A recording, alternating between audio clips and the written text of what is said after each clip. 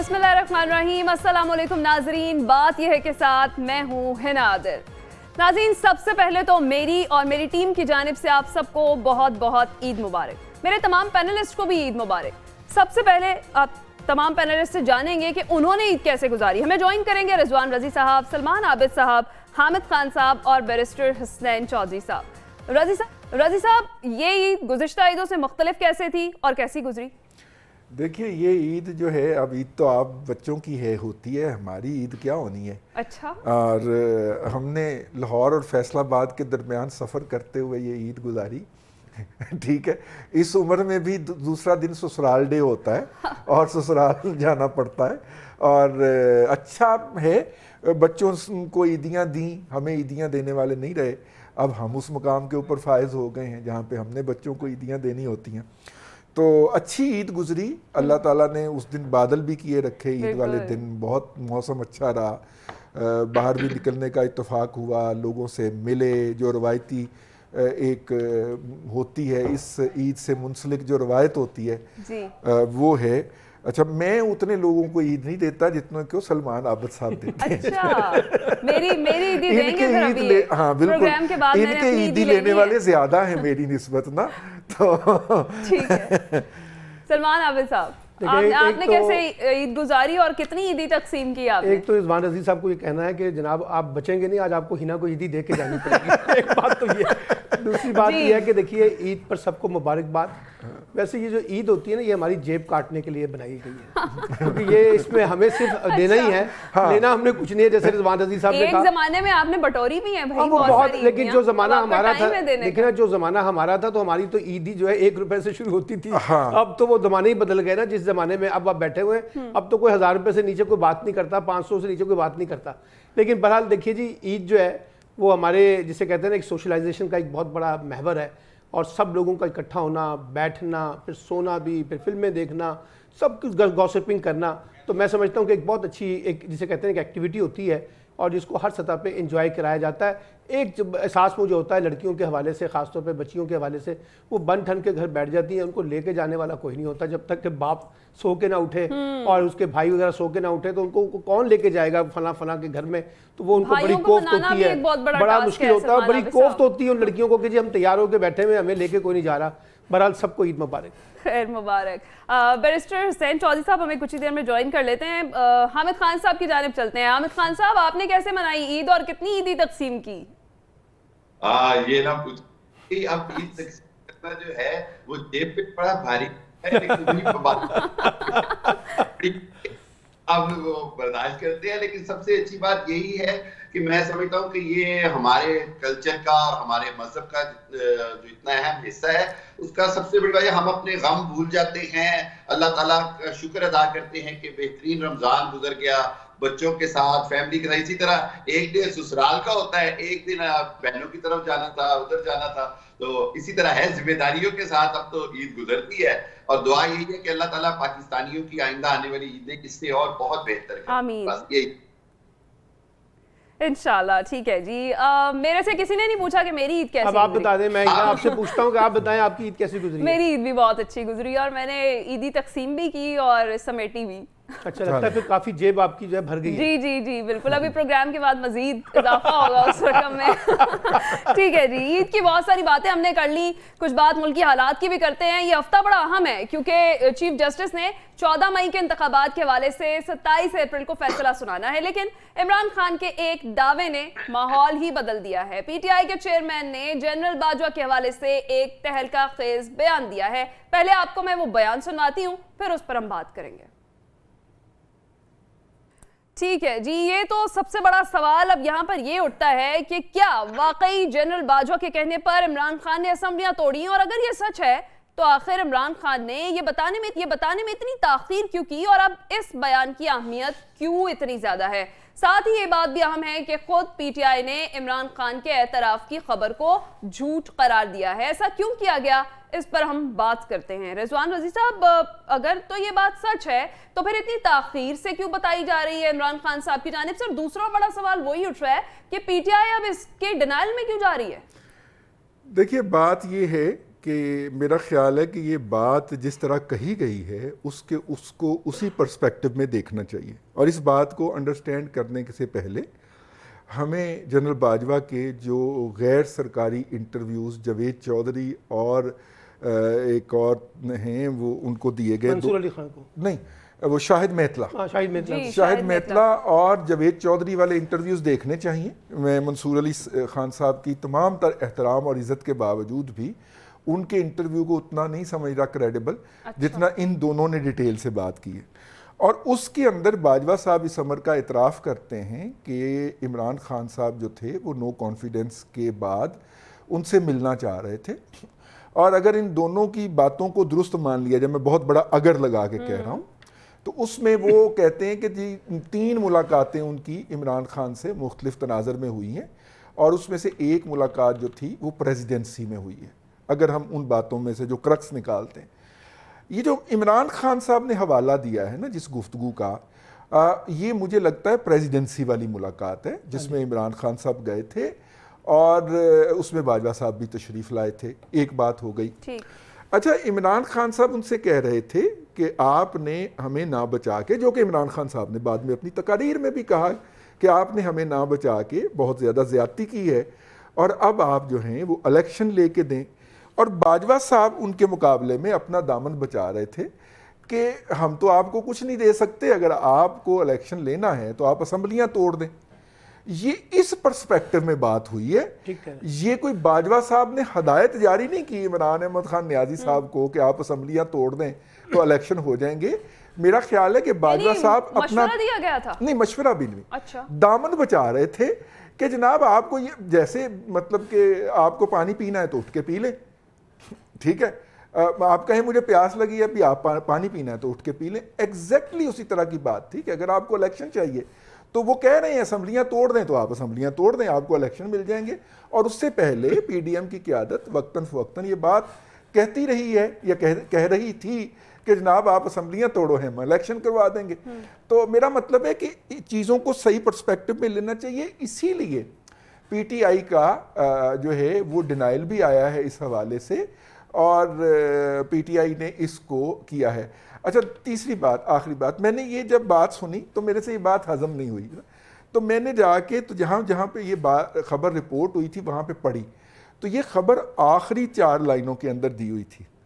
अगर इस खबर की वही अहमियत थी जिस अहमियत के पेश नज़र आज हम इसको डिस्कस कर रहे हैं, तो इंट्रो इससे निकलना चाहिए था। मैं एज ए जर्नलिस्ट बात कर रहा हूँ। अच्छा। फिर इंट्रो इस खबर का बनता था, लेकिन किसी ने भी किसी भी जगह पे मासवाए सोशल मीडिया के इस खबर से इंट्रो नहीं निकाला। तो इसका मतलब ये है कि इस खबर को जिस पर्सपेक्टिव में सोशल मीडिया ले रहा है या आज आप लेने की कोशिश कर रहे हैं, ये इसका पर्सपेक्टिव नहीं है। डिनाइल बिल्कुल दुरुस्त जारी हुआ है कि ये इस पस मंज़र के साथ ये बात नहीं कही इमरान खान साहब ने जिस पर्सपेक्टिव के साथ रिपोर्ट की जा रही है। मैं तो इसको ऐसे देखता हूँ। बिल्कुल, हम भी किसी पर्सपेक्टिव में इसको नहीं ले रहे, हम भी क्लैरिटी चाह रहे हैं, इसलिए आप लोगों से मैं जानना चाह रही हूँ। जी सलमान आबिद साहब, आप क्या कहेंगे? ये बात कितनी अहम है? पीटीआई की जानिब से इसका डिनाइल किया जा रहा है, किस हद तक सदाकत है और इसको किस पर्सपेक्टिव में लेना चाहिए आपके ख्याल में? देखिए, बुनियादी बात रिजवान रजी ने कह दी है और आज इनका मेरा इस बात पे इत्तफाक है। अच्छा, अब वो ये इत्तफाक है कि बुनियादी तौर पर पीटीआई जो है वो नया इंतखाब, जी वही मैंने कहा ना, आज हमारा इत्तफाक है क्योंकि ईद की वजह से हमने इत्तफाक के ऊपर इत्तफाक किया। दूसरी बात ये है, कभी कभार होती है इस तरह से ये इत्तफाक भी कभी कभार होता है। बात ये है कि इमरान खान तो पहले दिन से जनरल इलेक्शन मांग रहे थे और हर जगह वो कह रहे थे कि जनरल इलेक्शन करा दें। अच्छा, उनके पास एक ऑप्शन ये था कि आप कौमी असम्बली से इस्तीफा दें और 2 सूबाई असम्बलियाँ तोड़ दें तो सारा हाउस खाली हो जाएगा, 65%, तो इलेक्शन बड़ा आसान हो जाएगा। यही पीडीएम की क़यादत कहती थी, यही जनरल बाजवा ने भी उस वक्त कहा होगा कि अगर आप वाकई इलेक्शन कराना चाहते हैं तो आप असम्बलियाँ तोड़ दें। लेकिन इमरान खान साहब तो असम्बलियाँ तोड़ने का फैसला बहुत पहले कर चुके थे। इस मुलाकात से पहले जो ईवान अपना आरफ अलवी साहब की मार्फत जो है जनरल बाजवा के और इमरान खान के दरमियान हुई थी, ये तो नहीं कि उससे पहले इमरान खान साहब असम्बली तोड़ने के लिए तैयार नहीं थे और फिर जनरल बाजवा के कहने पर उन्होंने असम्बली तोड़ी है। वो ये फैसला बहुत पहले कर चुके थे। इसीलिए उनकी पार्टी के अंदर 2 आरा मौजूद थी कि असम्बली ना तोड़ी जाए। एक ग्रुप कहता था, दूसरा कहता था तोड़ी जाए। और इमरान खान उस तरफ थे जो कहते थे कि असम्बली तोड़नी है, हर सूरत में तोड़नी है। परवेज लाई लास्ट मूवमेंट तक कोशिश करते रहे कि असम्बलियाँ बच जाएँ, लेकिन वो नहीं बची थी। तो मेरा ख्याल ये है कि जिस तरह से खबर बनाई गई है उससे तासुर ये मिला है कि जैसे जनरल बाजवा की एडवाइस के ऊपर या इंस्ट्रक्शन के ऊपर उनको यकीन दहानी कराई गई थी कि अगर आप असम्बलियाँ तोड़ दें तो हम इलेक्शन करवा देंगे। अच्छा, अगर ऐसा होता तो फिर इलेक्शन हो जाने चाहिए थे, इलेक्शन तो नहीं हुए। तो इसका मतलब है कि जनरल बाजवा की तो कोई यकीन दहानी नहीं थी, और ना उस वक्त जनरल बाजवा तो जब जा रहे थे उन्होंने क्या यकीन दहानी करानी थी। और अब जो मौजूदा क़यादत है, जो सियासी क़यादत है, वो तो इलेक्शन से डिनाई कर रही है, इलेक्शन नहीं कराना चाहती है।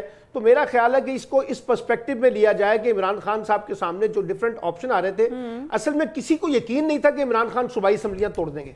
हर शख्स ये समझ रहा था कि इमरान खान जितना भी आगे चले जाएं वो दो अपनी सूबाई हुकूमतें कुर्बान नहीं करेंगे, क्योंकि उससे उनकी मुश्किलात बढ़ जाएंगी।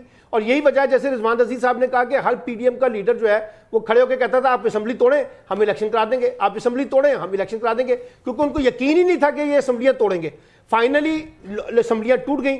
अब जब टूटी हैं तो वो इलेक्शन से भी भाग गए, और जिन्होंने उनको यकीन दहानी करानी थी कि जी ये अपना पीटीआई असम्बलियाँ नहीं तोड़ेगी, वो चौधरी परवेज लाई साहब भी खुद ही उसी राह में बह गए, क्योंकि उनके पास भी कोई डिफरेंट ऑप्शन नहीं था। तो मेरा ख्याल है कि इसके ऊपर जितनी मर्जी सियासत कर लें, अब उनके बारे में तो और भी बहुत कुछ कहा जा रहा है जनरल बाजवा के बारे में। अब पता नहीं वो उसकी वजाहतें करते हैं नहीं करते हैं, कितनी कर सकते हैं कितनी नहीं कर सकते।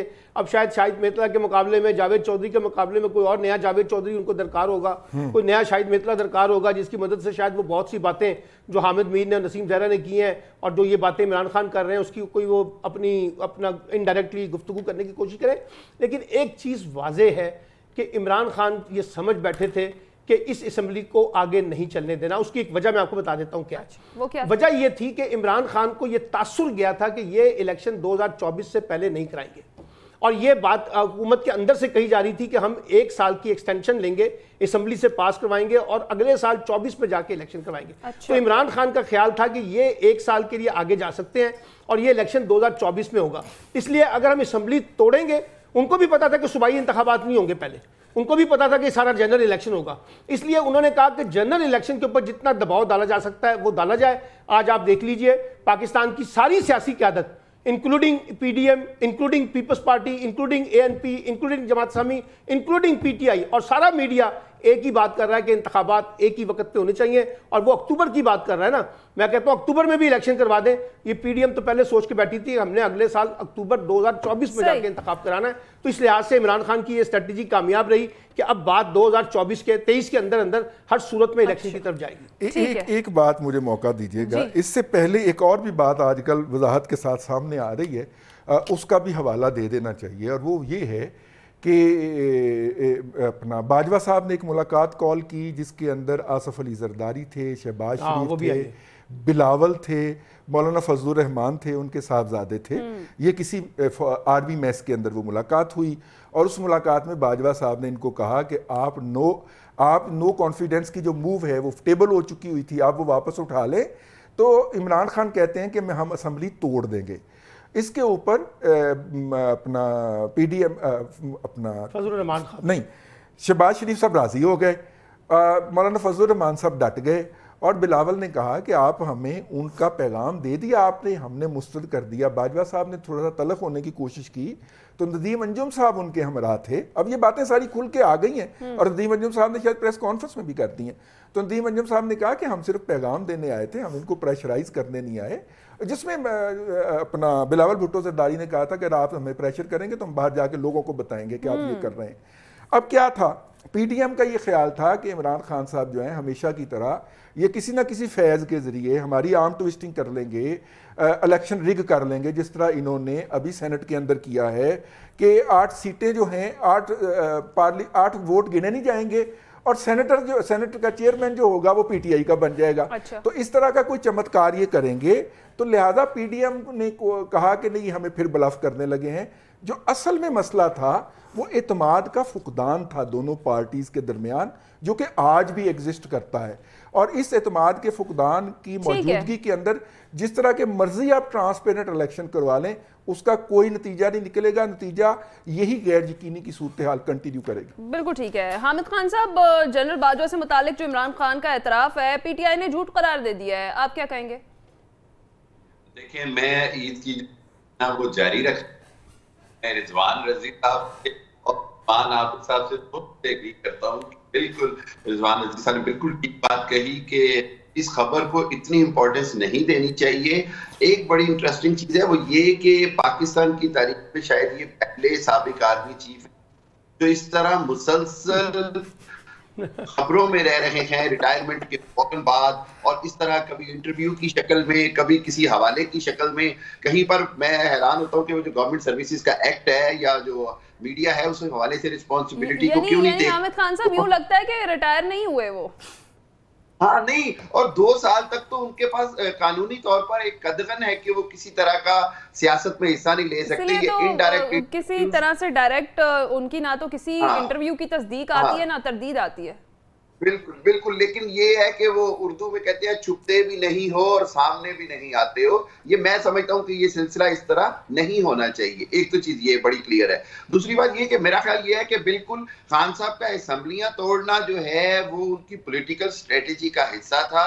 और मैंने भी ये बात आज से कोई 6 माह पहले एक प्रोग्राम में कही थी। मैंने वाज़ेह तौर पर कहा था कि अगर ये असेंबलियां नहीं तोड़ेंगे तो अक्टूबर में भी इलेक्शन नहीं मिलेंगे, ये 2024 में ही मिलेंगे।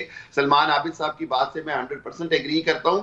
और यही वो स्ट्रेटेजी थी जिसकी वजह से परवेज इलाही भी मान गए और केपीके में परवेज खटक बड़ी रेजिस्टेंस कर रहे थे, खुद महमूद खान नहीं तोड़ना चाह रहे थे असेंबलियां।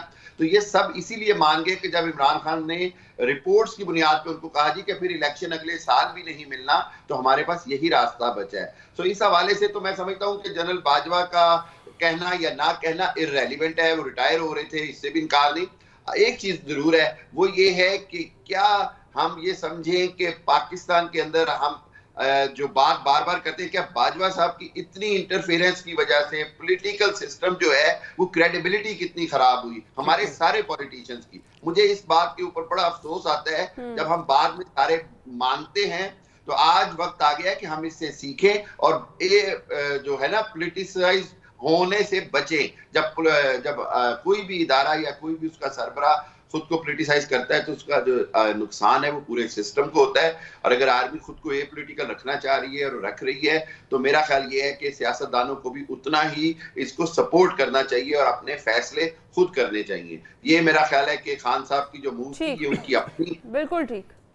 बैरिस्टर सैन चौधरी साहब हमारे साथ मौजूद हैं। जी बैरिस्टर साहब सुन पा रहे हैं आप हमें?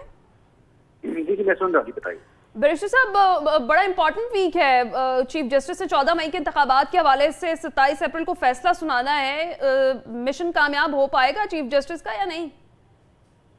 देखिए जी, मिशन मैं भी कुछ ऐसा कह सकता कि मिशन था या अदरवाइज। आई थिंक बेंच जो है वो कॉन्स्टिट्यूट हुआ हुआ है, सुप्रीम कोर्ट अपना डिसीजन देगा। लेकिन ज्यादा जो देखने वाली बात है वो ये है कि अब जो नया एक्ट पास हो गया उसमें राइट ऑफ अपील है, और राइट ऑफ अपील के अंदर जो बेंच बनेगा वो खाली चीफ जस्टिस साहब ने ही तश्कील देंगे उसको। उसमें 2 सीनियर जजेस भी होंगे, जिसमें काजी फाइज़ा साहब हैं, जिसमें सरदार तारिक मसूद साहब हैं। सो आई थिंक गवर्नमेंट के लिए भी अगर वो कहते हैं कि बेंच बायस है तो अपील के अंदर bench can change. So mission वाली बात के ऊपर ऑनेस्टली मैं कॉमेंट नहीं दूंगा, बिकॉज मैटर साहब ने पहले हमने अपनी सुप्रीम कोर्ट को इतना तनाज़े बना दिया है कि मेरे भी ख्याल से इसके ऊपर ऐसी कोई बात करनी चाहिए, ना ही हमें कोई अपडेट आना चाहिए। बिल्कुल ठीक कह रहे हैं। यहाँ वक्त है ब्रेक का। ब्रेक के बाद वापस आएंगे, हमें ज्वाइन करेंगे chairman Pakistan bar council Hasan Raza Pasha साहब। उनसे हम बात करेंगे कि ये मिशन कामयाब हो पाएगा या नहीं चीफ जस्टिस का, और हुकूमत के पास कौन कौन से ऑप्शंस बचे हैं। यहाँ वक्त है ब्रेक का।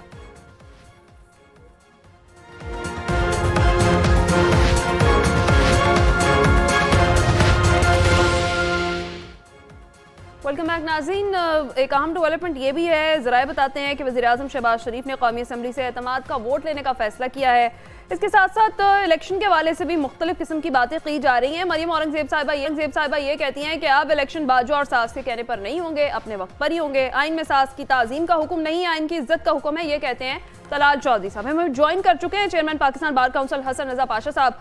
हसन रजा पाशा साहब, बहुत शुक्रिया आपके वक्त का। बताइएगा हुकूमत के पास क्या ऑप्शंस बाकी बचेंगे और चीफ जस्टिस का 27 अप्रैल का जो मिशन है कामयाब हो पाएगा या नहीं?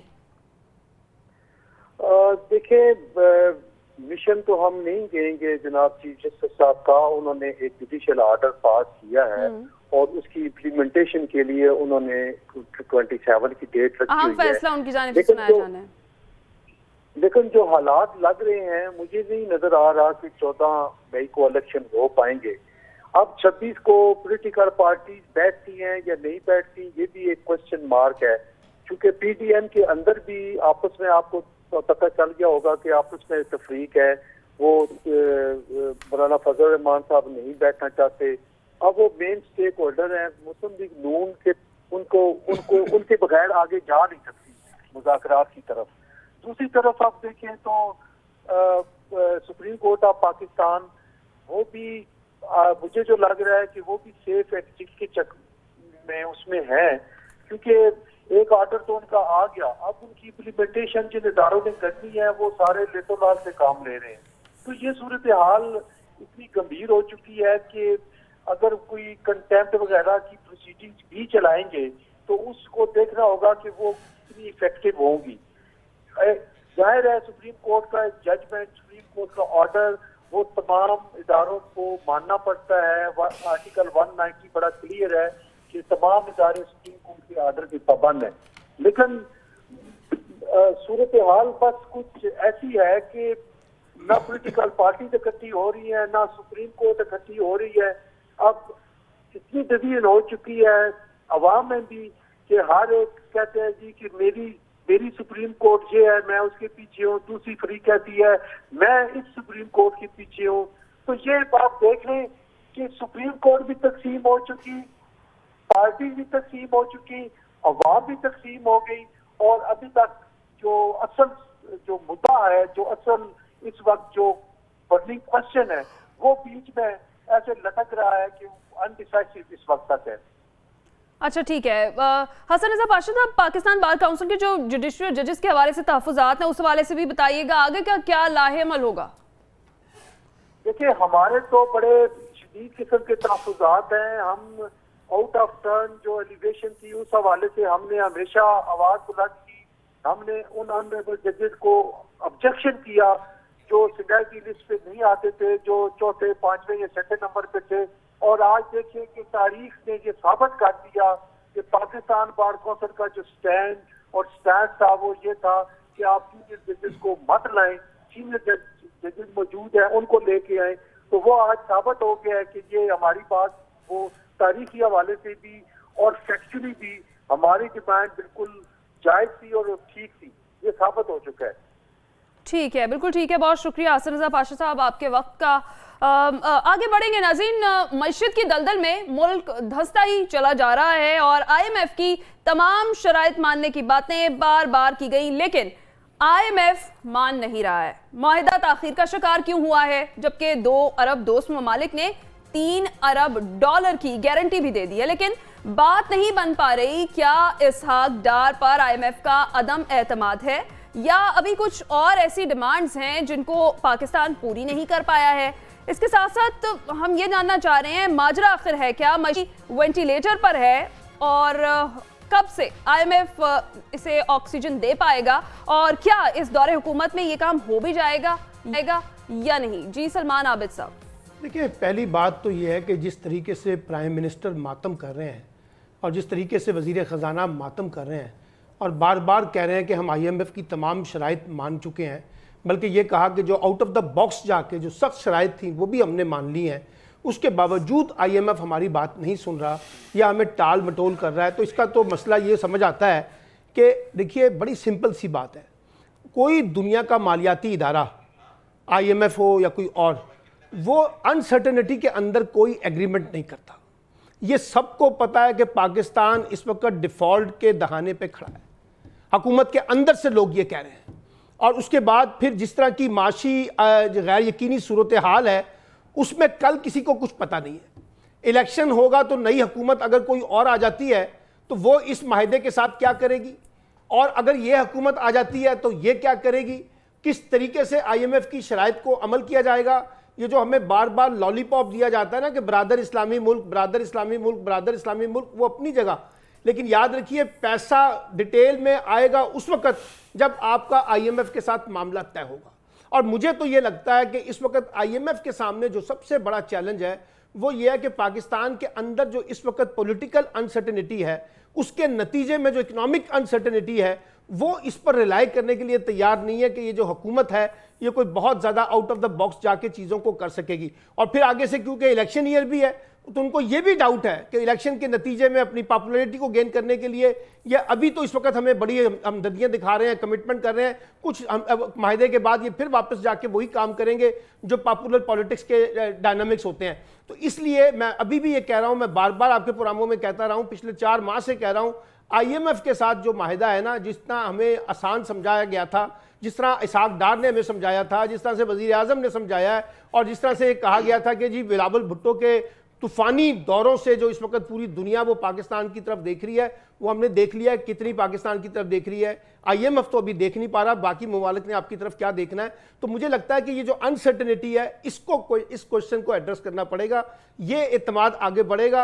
अब ये अनसर्टेनिटी कैसे खत्म होगी, इसका एक तरीका तो यह है कि इलेक्शन की तरफ जाना पड़ेगा और आपको एक नई हुकूमत लानी पड़ेगी, 5 साल का पास उसके पास मैंडेट हो, वो ज्यादा चीजों को डील कर सके, या फिर आप IMF के साथ इस शॉर्ट पीरियड में कोई ऐसी इत्तेमाद साजी के मामला कर सके कि उनको यकीन हो जाए कि पाकिस्तान जो है वो आगे जाके कोई ऐसी पॉपुलर पॉलिटिक्स नहीं करेगा इकोनॉमिक्स के ऊपर जिससे उनके मफादात जो है वो पीछे चले जाए। और फिर एक ये भी याद रखिए कि इस वक्त चाइना अमेरिका वॉर जो है उस कॉन्टेक्स्ट में भी इस वक्त जिस तरह से प्रेशर IMF का हम पे बढ़ रहा है, उसके पीछे अमेरिका भी है, उसकी भी पॉलिटिक्स को अंडरस्टैंड करने की कोशिश करें कि एक पॉलिटिक्स इंटरनेशनल सिनेरियो में, एक रीजनल सिनेरियो में हो रही है। तो पाकिस्तान के लिए इस वक्त कोई अच्छी सूरत हाल नहीं है, और अगर यहाँ इमरान खान की भी हुकूमत होती या किसी और की भी हुकूमत होती तो शायद हम इसी सिचुएशन के साथ रहते, क्योंकि अनसर्टेनिटी का कोई इलाज इकोनॉमिक स्टेबिलिटी के कॉन्टेक्स्ट में नहीं निकल सकता। ठीक है, रजी साहब, इसहाक डार साहब तो कहते हैं कि तमाम शराइत जो हैं वो पूरी की जा चुकी हैं, इस हवाले से आगाह भी कर दिया है IMF को। कौन से ऐसे डाउट्स हैं IMF के जो अभी तक हैं, और सऊदी अरब और UAE की गारंटी के बावजूद ये माहिदा जो है वो हो नहीं पा रहा है? वो उस पर मैं आता हूँ। ये डाउट्स जो हैं, पहले इनकी बात कर ली। ये डाउट्स वो हैं जब 20 फरवरी 2022 को जनाब इमरान अहमद खान नियाजी साहब के वज़ीर ख़जाना शौकत तरीन साहब, जो आजकल पाकिस्तान से फ़रार हैं क्योंकि हाई कोर्ट ने उन्हें बाहर जाने की इजाज़त दे दी थी, ससुराल साहब की हाई कोर्ट जो है उन्होंने उनको इजाज़त दे दी थी, वो पाकिस्तान से बाहर तशरीफ़ ले जा चुके हुए हैं। वो एक मुआहिदा करके आए थे, उस मुआहिदे के तहत पेट्रोल की कीमत 217 रुपये होनी थी और बिजली की फ़ी यूनिट 7 रुपये 10 पैसे बढ़ाए जाने थे, और गैस की कीमत के अंदर 50% इजाफा होना था। उन्होंने गैस की कीमत के साथ कुछ नहीं किया, 7 रुपये 10 पैसे फ़ी यूनिट बिजली की कीमत बढ़ाने की बजाय 5 रुपये कम कर दी, और पेट्रोल की कीमत 2 रुपये 17 पैसे 217 रुपये फ़ी लीटर करने की बजाय उन्होंने 150 रुपये कर दी। जब आप फ्लैग्रेंट वायलेशन के अंदर किसी के साथ मुआहिदा करके टेबल पे बैठ के साइन करके उसकी इतनी वायलेशन करेंगे, उसका मजाक उड़ाएंगे, फिर आपके साथ वही होगा। मैं समझता हूँ कि बहुत बड़े इकोनॉमिक इंटेलेक्चुअल हैं इसहाक डार साहब। जिस वक्त मेरे भाई डिफ़ॉल्ट की आवाज़ें लगा रहे हैं, और ख़ास तौर पे पूरी PTI डिफ़ॉल्ट लगा रही है, अहमद अजहर ने तो ये भी कह दिया कि इस हुकूमत ने मसनूई तौर पे डिफ़ॉल्ट होने से रोका हुआ है। उस महीने पाकिस्तान ने करंट अकाउंट सरप्लस दिखाया है, और ये करंट अकाउंट सरप्लस थोड़ा नहीं है, काफ़ी ज़्यादा है, मतलब हम नेगेटिव में नहीं है, हम इस महीने पॉजिटिव में चले गए हैं। ये भी IMF की एक कंडीशनैलिटीज़ में शामिल था जो कि हम आ चुके हुए हैं। अब है क्या, कैलकुलेशन का झगड़ा है। उनका ख्याल, हमारा ख्याल है कि पूरे साल का करंट अकाउंट डेफिसिट जो जनाब इमरान अहमद खान नियाजी साहब साल का 19 अरब डॉलर दे के गए थे, छोड़ के गए थे कि 19 अरब डॉलर करंट अकाउंट डेफिसिट होना था, वो इस हुकूमत ने महदूद कर लिया है 4 अरब डॉलर तक। ये इस हुकूमत का दावा है। IMF कहता है कि हमारी कैलकुलेशन ये बताती है कि आप 4 अरब डॉलर तक महदूद नहीं कर पाएंगे, ये 6 अरब डॉलर हो जाएगा। 2 अरब डॉलर का आप हमें अजाफी बताइए कि आप कहाँ से देंगे। 2 अरब डॉलर सऊदी अरब ने दिया, 1 अरब डॉलर UAE ने दिया, और 1 अरब डॉलर की हमने उन्हें कमर्शियल बैंकों का बता दिया कि ये करंट अकाउंट खसारा होगा, ये 4 अरब डॉलर हमें आ जाएंगे। उन्होंने कहा जी नहीं, हमारी कैलकुलेशन के मुताबिक 6 अरब डॉलर होगा। सऊदी अरब ने हमें 2 अरब डॉलर मजीद देने का वादा कर लिया है, जिसका ईद के बाद वो सारी कैलकुलेशन होगी। अब मसला ये है कि IMF ने अपने प्रोग्राम की इतनी बड़ी वायलेशन देखने के बाद ये तय कर लिया है कि वो जो बात हमसे करेगा वो बात हम आके कानून के ज़रिए, पार्लियामेंट के ज़रिए इम्प्लीमेंट करके उसको नताइज बताएंगे, फिर वो उसको तस्लीम करेगा। असल में इस वक्त मसला जो है वो ये बना हुआ है राइट नाउ। अगर हम देखें तो ये जो डिफ़ॉल्ट होने की ख्वाहिश पूरी नहीं हो रही पीटीआई की, इसके पीछे है कि हमारा जो इस वक्त फॉरेन एक्सचेंज मैनेजमेंट हो रही है और वो इसहाक डार साहब 24-24 घंटे काम करके कर रहे हैं, जो जिसका क्रेडिट हो उसको देना चाहिए। मिलेगा, बुरा हाल है, महंगाई बढ़ रही है, रमजान में इतना बुरा हाल रहा है, आटा नहीं मिल रहा है। मैं वही आपको बताने लगा हूं, सिर्फ बेसिक आइटम के इंपोर्ट की इजाजत है और कोई रॉ मटेरियल जो कि उसे लग्जरी आइटम के अंदर शुमार किया जाए उसके लिए खिलाफ, उसके अगेंस्ट हम डॉलर नहीं दे रहे। और अगर हम डॉलर नहीं दे रहे और उनको हम ओपन, सिर्फ बेसिक के अंदर क्या आता है, पेट्रोल आता है, बेसिक के अंदर जो है वो आपका खुर्दनी तेल आता है और बेसिक के अंदर कुछ रॉ मटेरियल आते हैं। और हम इस बात के मुंतजर हैं कि जैसे ही IMF से ये हमारी डील हो जाए तो फिर हम बाकी चीज़ें भी खोलें। उसके नतीजे के अंदर, मेरी बात सुन लीजिएगा, उसके नतीजे के अंदर हमारी टेक्सटाइल इंडस्ट्री सफ़र कर रही है, उसका बहुत सारा रॉ मटेरियल जो है वो इस लिस्ट के अंदर नहीं आ रहा। हमारी आयरन इंडस्ट्री सफ़र कर रही है, बल्कि बेशतर इंडस्ट्री जो है उनके रॉ मटेरियल की हम इंपोर्ट की इजाज़त नहीं दे पा रहे। ये सारे आर्टिफिशियल मैयर लेके हमने करंट अकाउंट सरप्लस दिखाया है और हमने डिफॉल्ट नहीं करना। IMF के चीफ ने भी कह दिया कि हमने डिफॉल्ट नहीं करना। उन्होंने कहा पाकिस्तान घाना नहीं है, पाकिस्तान श्रीलंका नहीं है, पाकिस्तान डिफॉल्ट नहीं करेगा, ये IMF के सरबराह ने कहा है। लेकिन यहाँ पे पाकिस्तान में कुछ लोग जो है वो दूरबीनें लगा के ईद का चांद नहीं देख रहे, पाकिस्तान का डिफॉल्ट ढूंढ रहे। अच्छा, मैं थोड़ी सी एक वजाहत कर दूं जरा। एक तो ये है कि ये ईद का चांद और ये जो डिफॉल्ट वाली बात है, जरा रिजवान रजी साहब हुकूमत को कहें ख्वाजा आसिफ को भी समझा दें, सेक्रेटरी पेट्रोलियम को भी समझा दें, एहसन इकबाल को भी समझा दें, और कितने लोगों के मैं नाम लूं जो ये कहते रहे कि डिफॉल्ट का खतरा है। ये आर्काइव में पड़ी हुई चीज़ अगर आप कहेंगे तो दिखा देंगे, सिर्फ PTI ने नहीं कहा, हुकूमत के अंदर बैठे हुए लोगों ने भी कहा। और एक मेरा मुतालबा ये है कि खुदारा शहबाज शरीफ साहब को और इसहाक डार को 24 घंटे जगाने की बजाय 12 घंटे जगाएं और 12 घंटे सुलाएं, क्योंकि इनके 24 घंटे जागने से जो पूरी कौम की तबाही हुई है इकोनॉमिकली, वो भी हमारे सामने नतीजा है। आप मुझे बताइए ना कितना सरप्लस और कितना सरप्लस नहीं है। आप मुझे बता दें कि आम आदमी के लिए आपने यहां पे एक साल में क्या छोड़ा है। और भाई आम आदमी ये नहीं देखता कि कितना सरप्लस और कितना सरप्लस नहीं है, वो ये देखता है कि पेट्रोल की कीमतें हैं, बिजली की कीमतें हैं, गैस की कीमतें हैं, महंगाई है, बेरोजगारी है, माशी बदहाली है, आटे की लाइनें हैं। उसको आप बता रहे हैं कि जी सरप्लस बड़ा शानदार हो चुका है, इसलिए आपको ये लॉलीपॉप दिया जाता है। पाकिस्तान की इकॉनमी तरक्की कर रही है, बड़ी भाड़ में गई ऐसी इकॉनमी जिसका सरप्लस आपने इतना बढ़ा दिया है कि आम आदमी का खून किया जा रहा है, उसमें तो किसी को कोई मसला नहीं आ रहा। और इसलिए मैं ये कहता हूं कि भाई ये जगाली जो है, जो हमारे यहाँ हुकूमत के लोग कर रहे हैं, ये खुदारा खौफ करें। अब छोड़े जरा, हमें तो बताया था इसहाक डार ने कि जब मैं आऊंगा तो IMF को डील करना मुझे आता है। अब हाथ खड़े कर रहे हैं और फिर IMF को गालियां निकाल रहे हैं कि जी IMF हमसे बदमाशी कर रहा है। और भाई बात यह है कि आपने तो हमें कहा था कि हम तजर्बाकार हैं, सलाहियत वाले लोग हैं, इमरान खान से ज्यादा विजनरी हैं, हमारे पास पूरा इकोनॉमिक का रोड मैप है। नतीजा क्या निकला है मुझे बता दीजिए ना, हम तो नतीजा का देखना चाहते हैं। अब अगर नतीजा आपके पास नहीं था तो आपने क्यों कहा था उस वक्त, जिस तरह इमरान खान ने कहा था कि 100 दिन के अंदर इंकलाब आ जाएगा, आपने क्यों कहा 3 महीने के अंदर हम इंकलाब लेके आ जाएंगे। इमरान खान की हुकूमत, मैं एहसन इकबाल का वो आर्काइव पढ़ा हुआ है कि जी 3 महीने हमें मिल जाएं इस हुकूमत के खात्मे के बाद, हम पाकिस्तान की इकॉनमी को ऐसा कर देंगे कि माशाल्लाह उसके अंदर से जो ना एक बड़े चश्मे बहने शुरू हो जाएंगे। अब ये सारे लोग सर पीट के बैठ जाएं और फिर इमरान खान को गालियां निकालते रहे। इमरान खान ने जो किया आपने जो किया उसका भी कोई जवाब दे। एक बात मैंने और करें, हामिद खान साहब को भी जी बिल्कुल उनको भी कीजिएगा। इस हुकूमत के आने के बाद ये फरवरी 19 के अंदर आ जाता है कोरोना, और मेरा ख्याल है कि मई के अंदर IMF का प्रोग्राम सस्पेंड हो जाता है। IMF चूंकि मोहल्ले की कमेटी है, हर मुल्क ने डाली हुई है, जब उसको ज़रूरत होती है वो निकाल लेता है। हम $2.5 अरब निकालते हैं, ये IMF हमें कहता है कि ये आपके पैसे हैं, आप उठा लीजिए, आप कोरोना के अंदर इस्तेमाल कीजिए। IMF को आज तक हमने कोरोना का वो वाला हिसाब किताब नहीं दिया। ये जो आप चौथे के दिन सुन लेते हैं ना कि 300 अरब रुपया जो है वो इमरान खान साहब ने और 400 अरब रुपया अपने बडीज के अंदर बांट दिया, ये जलसे होते हैं, ये ऐसे तो नहीं ना होते। वो इंटरेस्ट फ्री जो उन्होंने 400 अरब रुपया बांटा था, वो भी एक डिस्क्रेडिट पाकिस्तान को किया गया था आईएमएफ के सामने। अच्छा।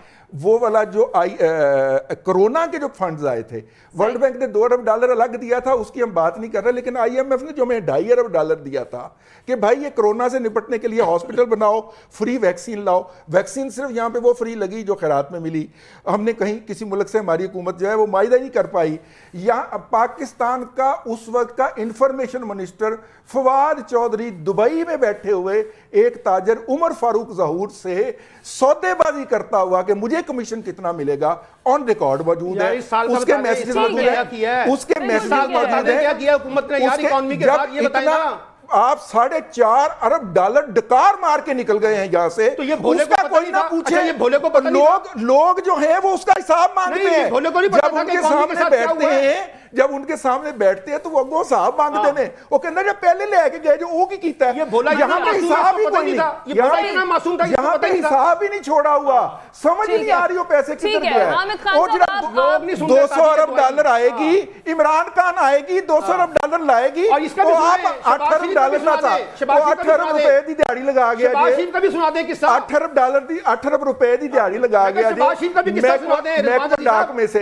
200 इमरान खान आएगी, $200 अरब लाएगी, $100 अरब आईएमएफ के मुंह पे मारेगी, और $100 अरब जो है उसके बारे में क्या ख्याल है? वो जो पेट फाड़ रहे थे जरदारी साहब का, मैं भी फिर जी मैं डायलॉग बता देता हूं। पाकिस्तानियों के, मेरे पाकिस्तानियों के $200 अरब स्विट्जरलैंड के बैंकों में पड़े हुए हैं, मैं वो खींच के लाऊंगा और आप पे मारूंगा। ये भी किसी का बयान था ना। सर इसाकदार साहब ने भी यही $200 अरब का बताया था वैसे। ठीक है, हामिद खान साहब, कौन है भोला जिसका जिक्र कर रहे थे अभी सलमान आबिद साहब? मैं सिर्फ ये सोच रहा हूँ कि यार ईद खत्म होते ही हम जनाब उसी तरह रमजान का सारा गुस्सा निकाल रहे हैं। ऐसी बात तो गुस्सा काट रहे हैं आप, हंस के गिल्ला काट रहे हैं। तो इख्तिलाफ जरूर होना चाहिए, लेकिन ये कि ऑन मेरिट पे अगर हम बात करें ना तो 2-3 चीजें मैं आपको बताऊं। देखें, सबसे बड़ी बात ये है जो बड़ी इंपॉर्टेंट है वो ये कि इंशाल्लाह पाकिस्तान डिफॉल्ट नहीं करता। इसकी बहुत सारी नेशनल स्टेक होल्डर्स की भी जिम्मेदारियां हैं, बहुत सारी खित्ते की वजूहात हैं, बहुत सारी चीजें हैं जिसपे पाकिस्तान डिफॉल्ट नहीं करता। एक चीज तो मैं बता दूं। दूसरी बात ये है कि अगर हम इस सारी सूरत को देखें तो जो आईएमएफ का जो इमरान खान साहब से मुआहदे के हवाले से बात कर रहे थे रजी साहब, मैं इससे इख्तिलाफ ये करता हूं कि ऑफिशियली 2-3 जगह पे आईएमएफ ने इस चीज को डिनाई भी किया है कि ये मामलात इस तरह नहीं है। उनका कोई ऑफिशियल स्टेटमेंट नहीं है कहीं पर भी कि जी खान साहब ने ये वादे किए और ये। मैं आईएमएफ के ऑफिशियल स्टेटमेंट की बात कर रहा हूं, मैं पॉलिटिकल स्टेटमेंट की बात नहीं कर रहा। एक और बात जो बड़ी इंपॉर्टेंट, देखिए हमने इदारों को देखना है।